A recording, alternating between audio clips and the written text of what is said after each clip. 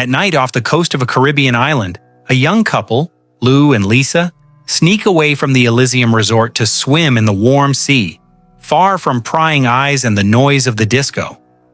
They swim further and further out, spot the dark silhouette of a sunken ship, and laughing with excitement, swim inside its rusty hull. It's the last thing they ever do. Invisible in the pitch-black water, the creatures attack them and tear them apart, quickly, silently, and mercilessly. The next day, the Elysium Resort wakes up and continues its usual carefree life. Tourists sunbathe, sip cocktails, and enjoy the sunshine. Diving instructor Ann Kimbrough is leading another group of tourists on a dive. Among them is a man named Tyler Sherman. He keeps to himself, barely looks around, and is clearly far more interested in Ann than in the underwater world. One of the divers, as usual, decides to show off and ignores Ann's strict orders. He swims into that same sunken ship. When they find him shortly after, there's almost nothing left.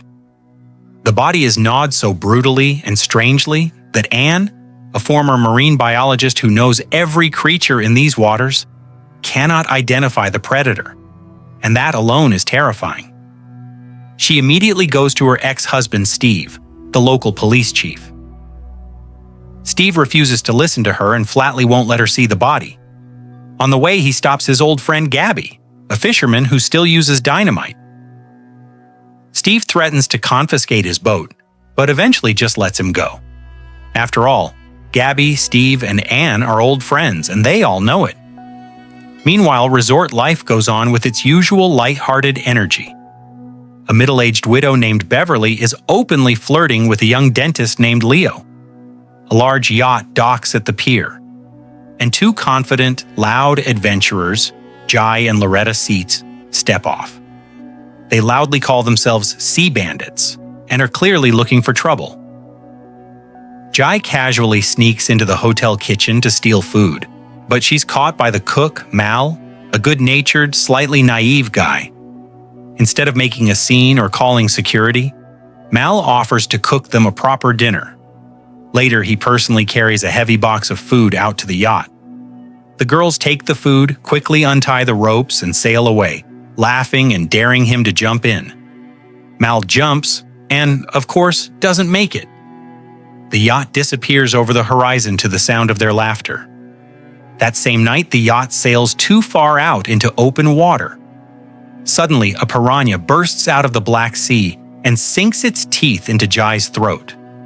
Loretta panics and falls overboard, only to be devoured by an entire school waiting below. Meanwhile, Ann can't calm down and continues her investigation. She takes Tyler with her and sneaks into the town morgue to examine the dead diver's body once more. There, it's revealed that before she was married, she was a marine biologist, and now she meticulously photographs the strange bite marks. The scene in the morgue is truly horrifying, but what happens next is even worse. The nurse kicks them out, then stays alone with the body. Inside the corpse, a living piranha had been hiding. It suddenly bursts out, kills the nurse, flies out the window, and disappears into the night. In the rush when the nurse was kicking them out, Ann accidentally left her credit card at the scene without noticing. Later that night, intimacy sparks between Ann and Tyler.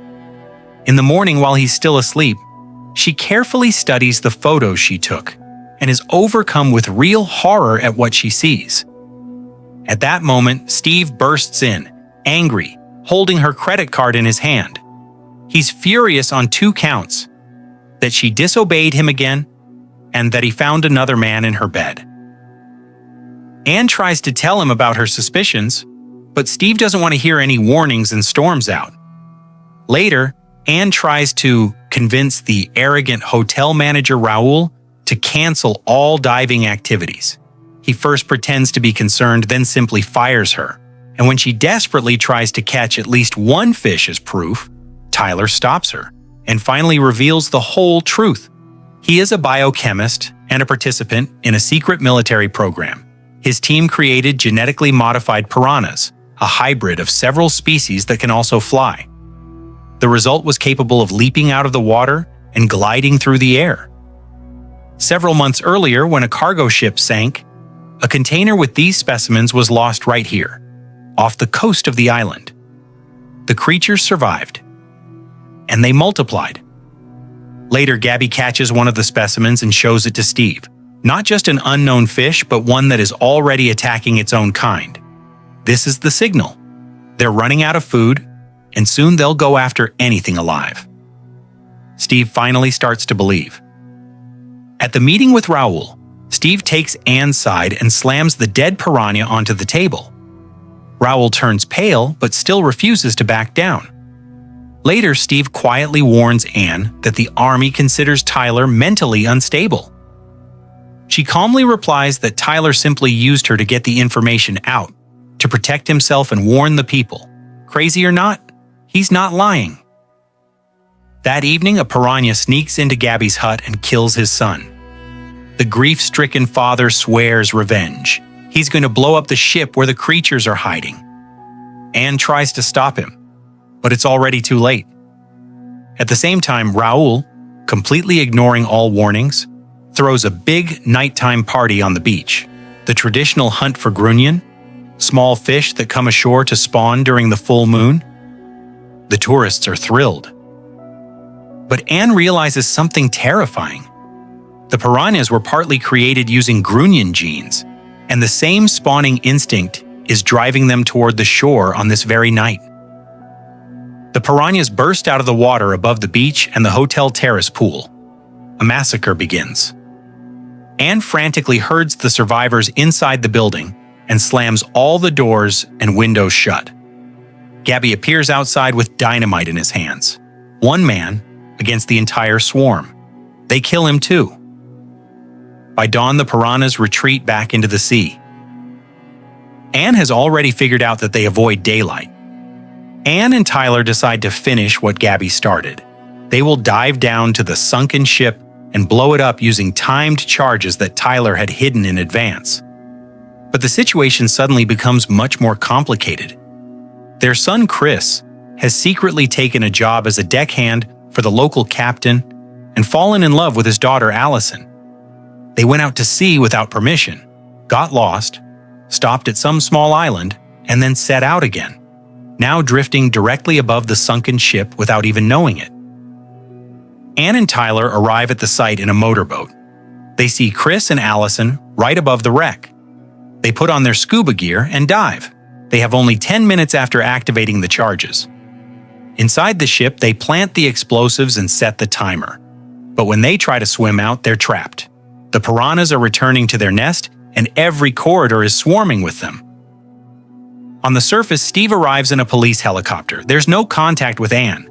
He makes a split-second decision, orders the helicopter to land directly on the water, jumps in, and swims to the boat to pull Chris and Allison aboard. Underwater, Tyler examines the hull and finds a small porthole. Anne can squeeze through, but he can't. He ties a safety line to her belt and swims off in the other direction, drawing the swarm away from the porthole. Anne smashes the glass and forces her way out. On the surface, Steve sees the end of the line, quickly ties it to the boat's cleat, and speeds away from the ship at full throttle. The line goes tight. Anne is dragged through the water. At the very last second, she clears the blast zone and the ship detonates. A powerful shockwave slams through the sea. The hull explodes into pieces and slowly sinks to the bottom, taking the entire swarm with it. Anne surfaces, gasping for air. Steve stops the boat and helps her climb aboard. Next to them sit a living, frightened Chris and Allison. Tyler is not with them. The sea around them suddenly becomes calm and crystal clear. All the piranhas are dead.